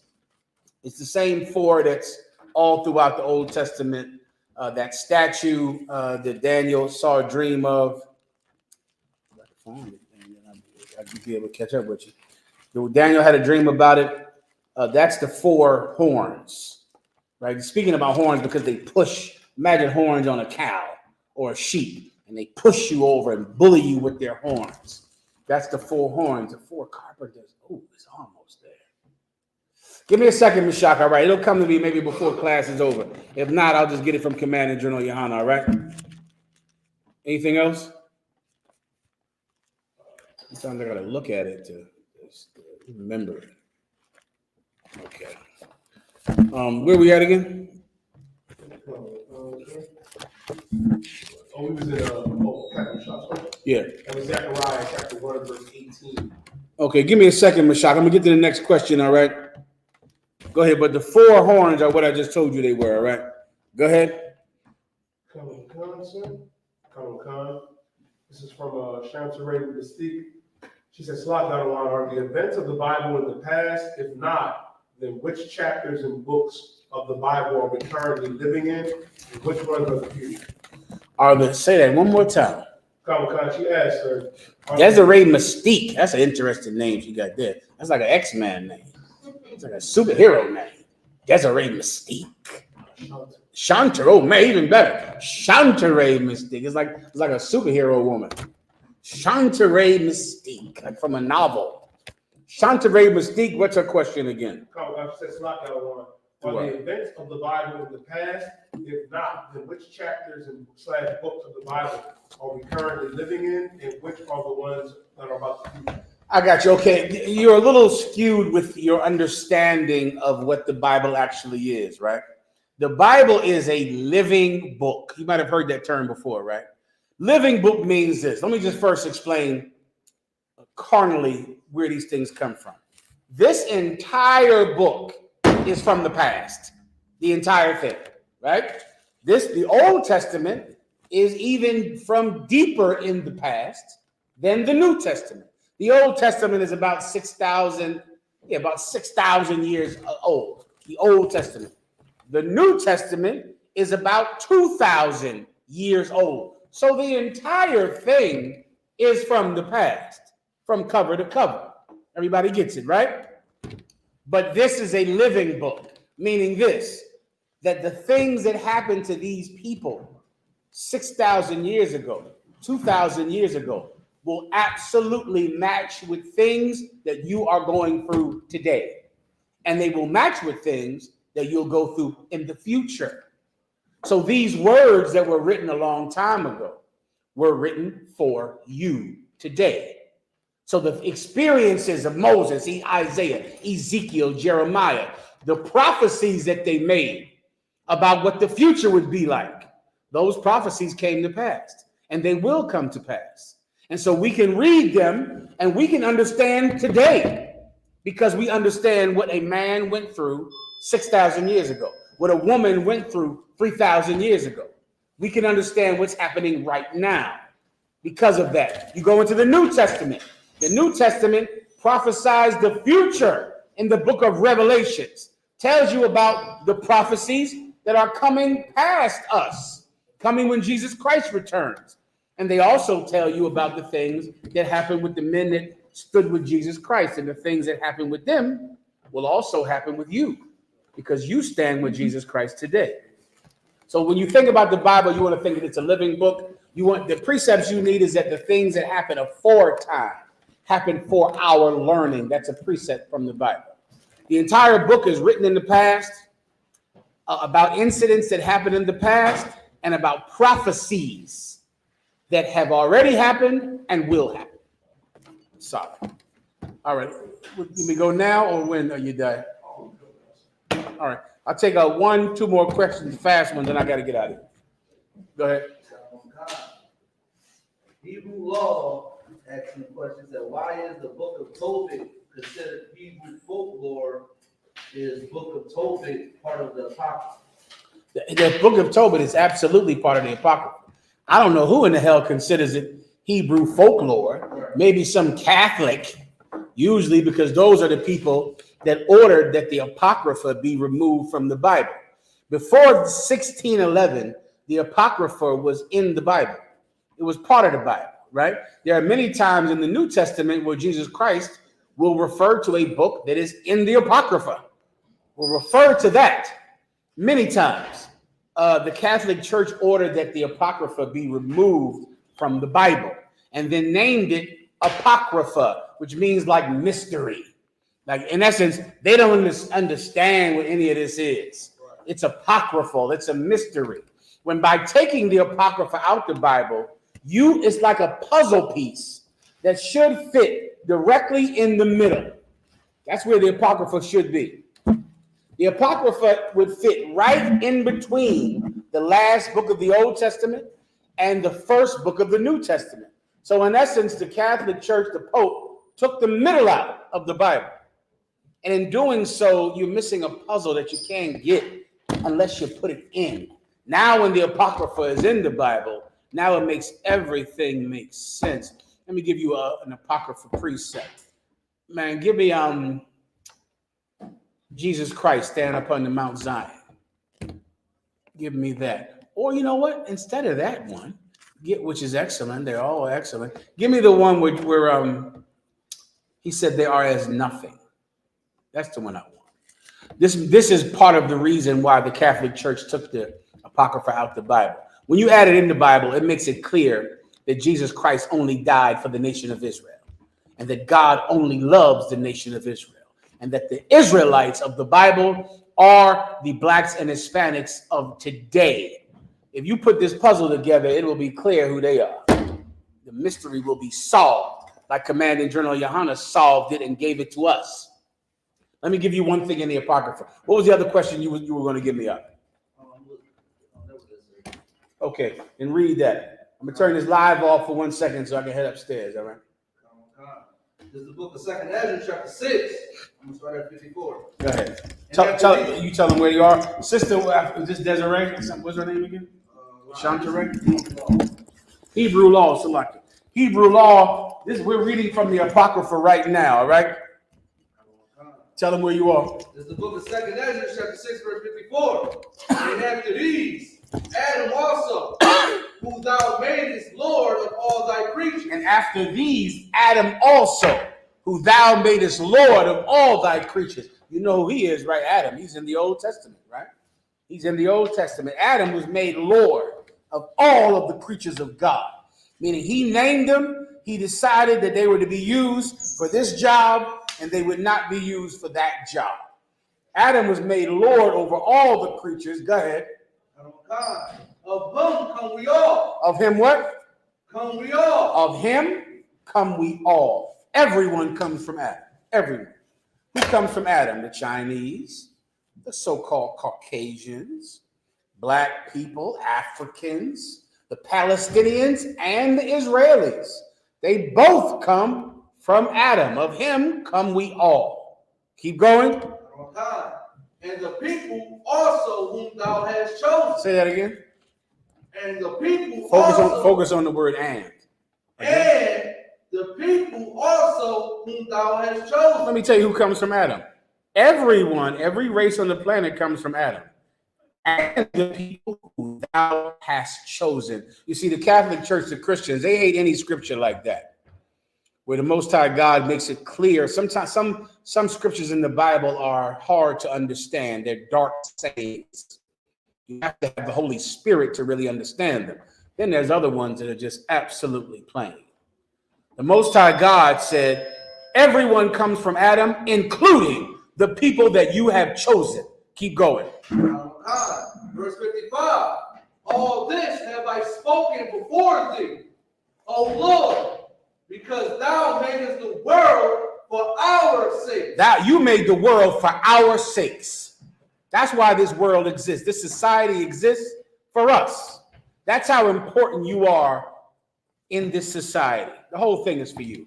Everything is about you. The Palestinian-Israeli conflict is about black people and Hispanics. The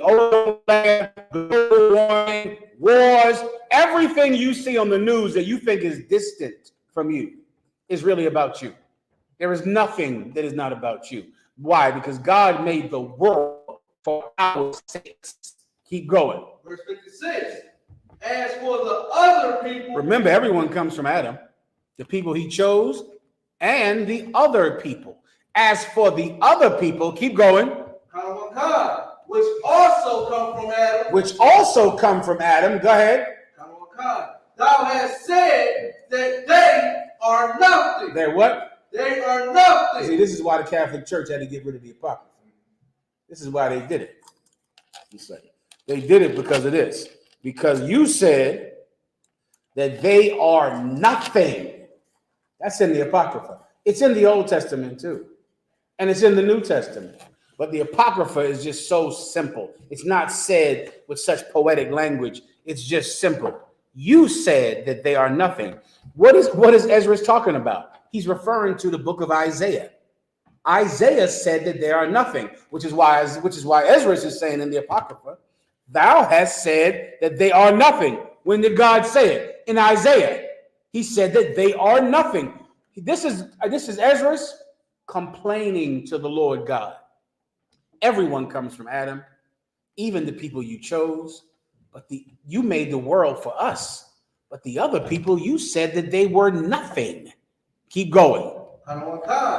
But be like unto spittle, and has likened the abundance of dough unto a drop that falleth from a vessel. See, that scripture is hard to lie on.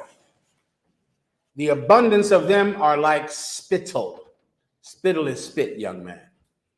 And the abundance of them are like a drop. Like a drop. I can't drop that. Like a drop that fall from a vessel. That's it. That's the Chinese, Japanese, Arabs, Africans, the Palestinians, and the Israelis. Like a drop. That's all they are. All of them are like a drop that falls from a vessel. Keep going. Verse 57. And now, O Lord, behold, these heathen. And now, O Lord. Now, you see, this is not today. This is like 6,000 years ago this man said this. But you will understand it today because the Bible is a living book. These people that you always told us they were nothing and that we were better than them. Now, O Lord, these heathens, keep going, which have ever been reputed as nothing, have begun to be lords over us. Now these heathens that you always said are nothing have begun to be lords over us. This book is living. This is his complaint 6,000 years ago. That's why he said begun. Because he knows that we're better than our oppressor. We're better than these other nations because our prophets told us we were better. How many of your parents have told you that? You're the greatest. You can be anything you want to be. Black people are the greatest people on the planet. You know how many generations have heard that? They were saying that in slavery. You're the greatest people. You can do anything you want to do. And then you're going to leave out your mama's house and walk into a world and you're constantly reminded that you are on the bottom of society. But you think you're so great. And you're always told that you're so great. And you're always told that you can do anything in life. Then you walk out the door and you see that these people who are nothing are lords over us. Continue. And to devour us. And to what? Devour us. And to what? Devour us. Not only to be lords over us, but to eat us alive, to devour us. And we, of course, believe we're great. We believe we're the great people. We can do so much. We have so much inside of us that could change the world. But the reality is they are eating you alive. They're destroying you every day. Keep going. Verse 58. But we thy people, who thou hast called thy firstborn, thy only begotten, and thy fervent lover, are given into their hands. This is a living book. We're your people. We're your firstborn. We're the ones who you love fervently. And yet we are given into their hands. Yet they have us. The police control our steps, and prisons control our steps. And we eat and have health care and survive at the mercy of white people. Because some white people might want to be kind enough to give your kids a school to go to. And yet, God said that he loved us. Yet we have been given into their hands. Continue. Verse 59. If the world now be made for our sake. Lord, if the world was made for us, If the world was made for our sakes, why do we not possess an inheritance with the world? then why don't we have an inheritance here in this world? This book is alive. This man said this 6,000 years ago. It's relevant today. If we're so great, if we're so creative, and if we're just wonderful people, black people, then why don't we have a portion here that belongs to us? Why do we fight for the Palestinians to get a land, to have a language and a culture and a law, and there is nothing in this planet that we can call our own, yet we believe we're the children of God? This is in the Apocrypha. This is why they removed it. This is why Commanding General Yahanna and the men that taught him knew that the Bible is incomplete without it. With that, pass the class over to Officer Mathumya.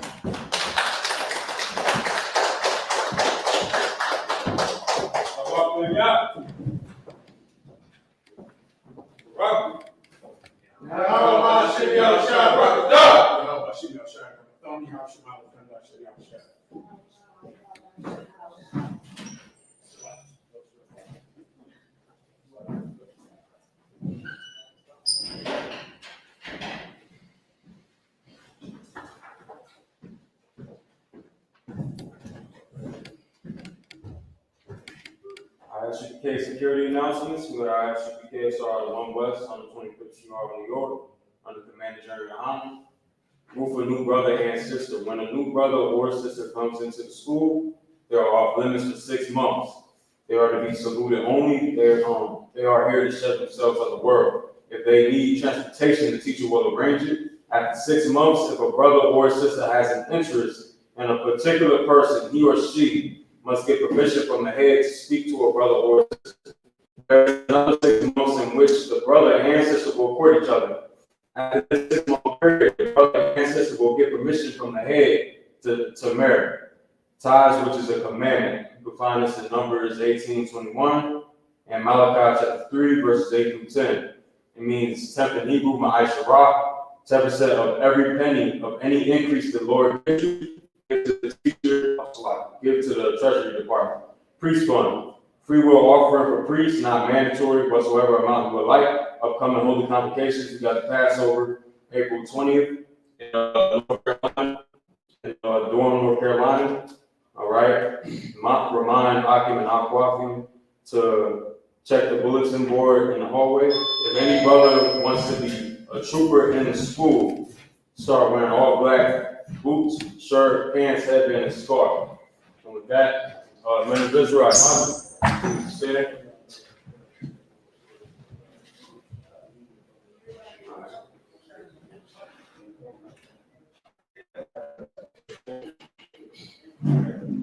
All right, men of Israel, I'm on Shabbat, I must, Barak, Yahweh, Hashem, Yahshua, Barak, on the top, so I was to turn, I imagine, you can stand, or don't give the sisters one person.